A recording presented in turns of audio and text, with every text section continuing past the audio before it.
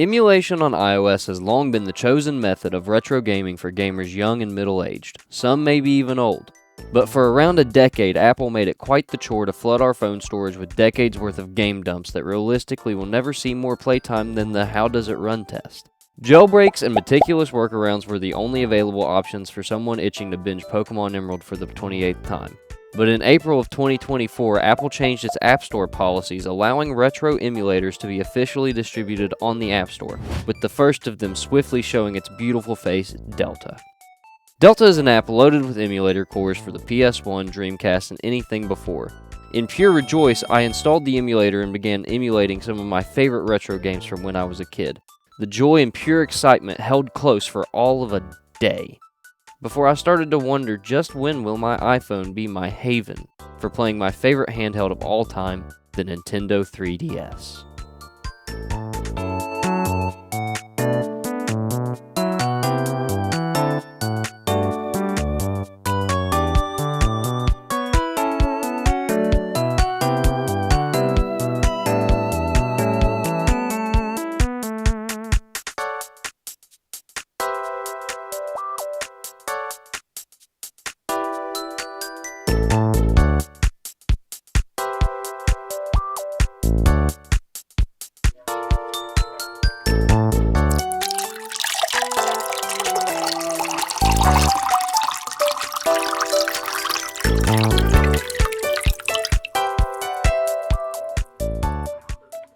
Ladies and gentlemen, the answer to that question just so happens to be kind of right now, thanks to an application known as ManicEMU. ManicEMU is a 3DS emulator, along with lots of other emulator cores, similar to Delta, but finally gives us the ability to play 3DS games on iOS without sideloading. See, 3DS emulation has been available on iOS for a little bit of time now. However, it's just now available on the App Store without need for sideloading, which means that you can just go to the App Store, download the app, open it up, put your game dumps on it, and start emulating 3DS. But the question is, just how good is it? Seeing that Apple doesn't really allow developers to use just-in-time compilation, which is also known as JIT, one might assume that 3DS emulation on iOS really wouldn't be up to snuff. So I just had to find out myself. Can my iPhone really be a replacement for Nintendo's 8th generation handheld console?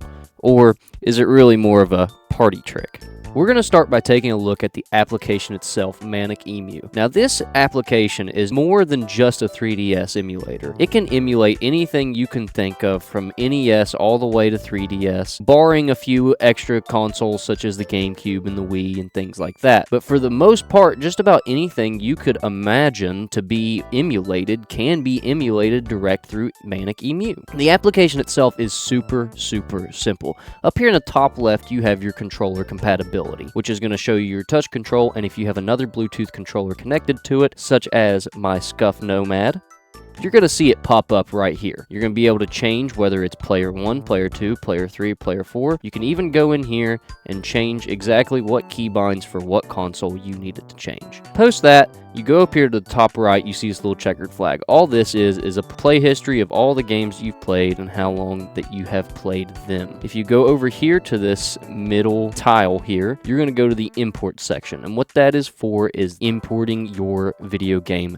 dumps. So you can either search through your files locally on your iPhone, which means that if you have your games stored in the iCloud, you will be able to directly import them from here. If you have them stored on the phone itself, you will be able to import them directly from here. Another option is over Wi-Fi. Say you have your game dumps stored on your computer and you would like to wirelessly transfer them to your phone. You can turn this on, enter in the IP address that it gives you, and you can send the game files direct to the app. Pac-Man will eat his little dots, and that will then put the game on your phone. Another super helpful tool is this multi-disc helper, and what that is used for is, say you have a PS1 game or a Sega Saturn game or something that is disc-based that requires multiple discs. What this is going to do is it's going to take those game game files from those disks and put them all into one readable game file. You also have your ROM patcher option and read clipboard. This is something to do with Mac OS that I don't quite understand. And then ROM patcher is obviously so that you can patch ROMs with certain patches that have been released publicly. Finally, we're going to go over here to the settings section. The first thing you're going to see is my membership. And what this is an annual membership that enables premium features on the App Store version of this app. Something we haven't discussed yet is that this app can still be sideloaded, and that if you sideload the app, the premium features come free. However, there is a lot of things that you have to do in order to keep a sideloaded app functional on your iOS device, and for the purposes of this video, we are going to remain focused on the App Store version. In the App Store version, you do have to pay for premium features, which is multiple Bluetooth connectivity, unlimited save states, and things like that. The next thing that you're going to see is that you have general options, which are appearance, which change, light, dark mode, system, things like that.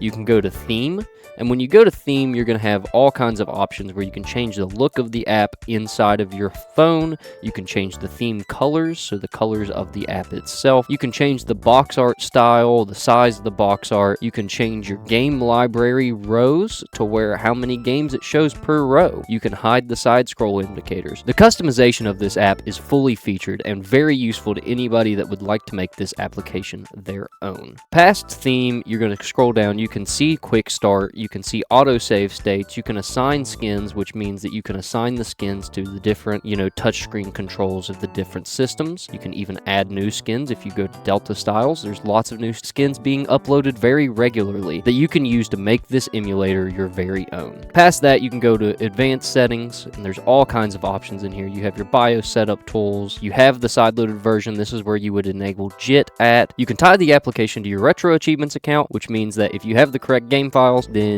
you will be able to enable retro achievements inside of your games, which is very fun if you're into achievement hunting and that sort of thing. All in all, the settings section of this app is super useful, has all the tools you need to get the app where you want it and set things up the way they need to be set up. The last thing that we're going to take a look at is the memoriam here down at the bottom. It says that it is in memoriam of Lily, November 3rd of 2023. Now, I don't know who Lily is, but I can guarantee you that they are incredibly proud of the work the developers have done with this application. So now that we've taken a look at the app itself, why don't we take a look at how the app emulates 3DS games?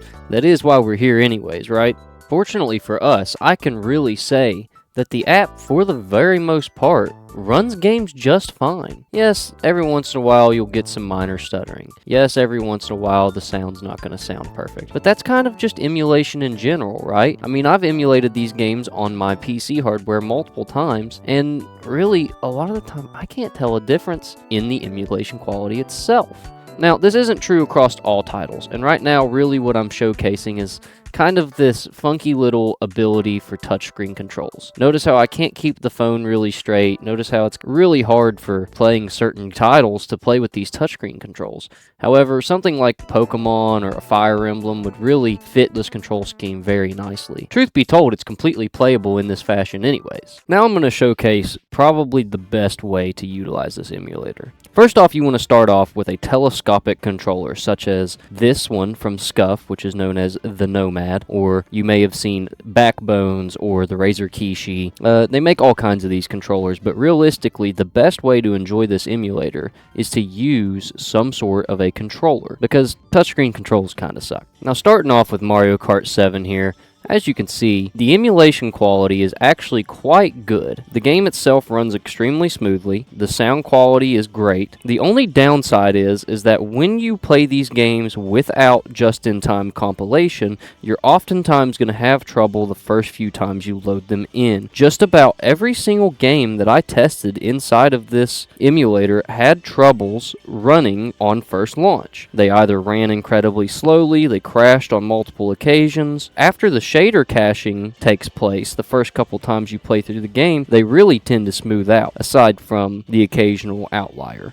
Something else that I'm going to mention here is the menu inside of the emulator itself. Once you have the game running, how can you interact with the emulator? And it's simple. You set up a keybind to open up the menu, and here it is. You've got save states, quick loads, you can change your volume, you can fast forward, put in cheat codes. Just about anything that you would expect to be able to change inside of an emulator is here. For 3DS, you even have this swap screen option, which swaps the top from the bottom screen in case that you have a game that utilizes the bottom screen more than it utilizes the top screen. Another super fun feature of this emulator is its resolution scaling. Just like on a PC, you can upscale these games inside of the emulator to make them look just a little bit more fresh. Right now, I'm running Mario Kart 7 at 2x resolution, and it's running just as smooth as it was at 1x resolution, but I'll find that if I crank the resolution any higher, the game is going to start stuttering and slowing down because the phone just cannot keep up with those demands. Another game that I was really eager to test is Super Smash Bros. Here. Another thing to note here is that this is another one of those games that really did not want to run very smoothly when I first opened it. But the more that I played the game, the faster it ran. As you can see, our gameplay is very smooth, even though we do only have very slow King Dedede and not super quick Meta Knight. Something to note, though, on a game like Super Smash Bros. Is that if you have all of the items turned on, it is going to slow the game down a bit. When everything is popping in on the screen and so many special effects are happening,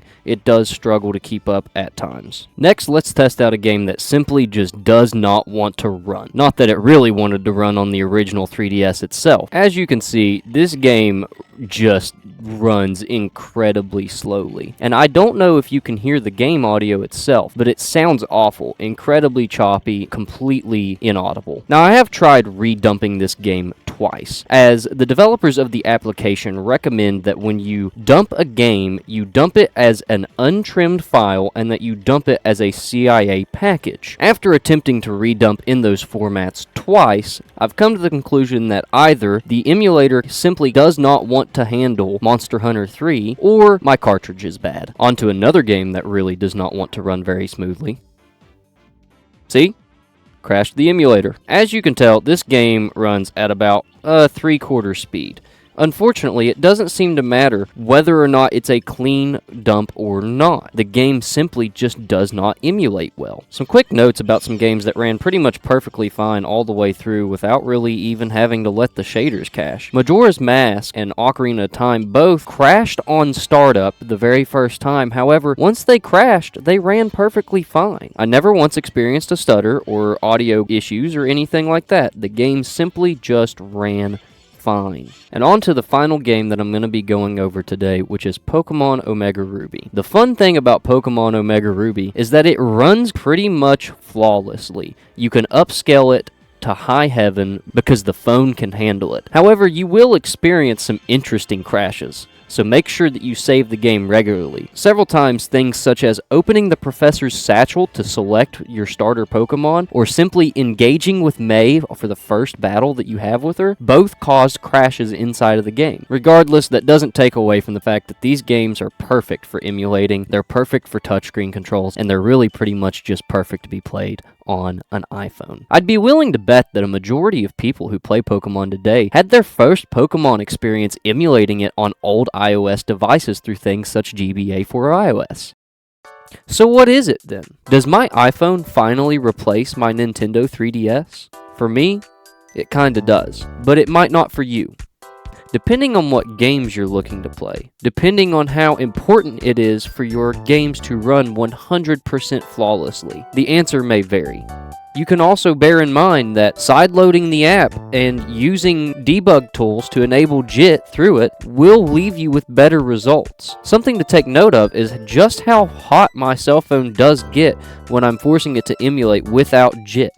Where just-in-time is a more efficient method of compilation, the phone will run more efficiently and get less hot, which ultimately results in longer life of your hardware and better battery life. But as for me, the App Store version does exactly what I need it to do. It plays Pokemon, it plays Mario Kart, plays a little bit of Mario.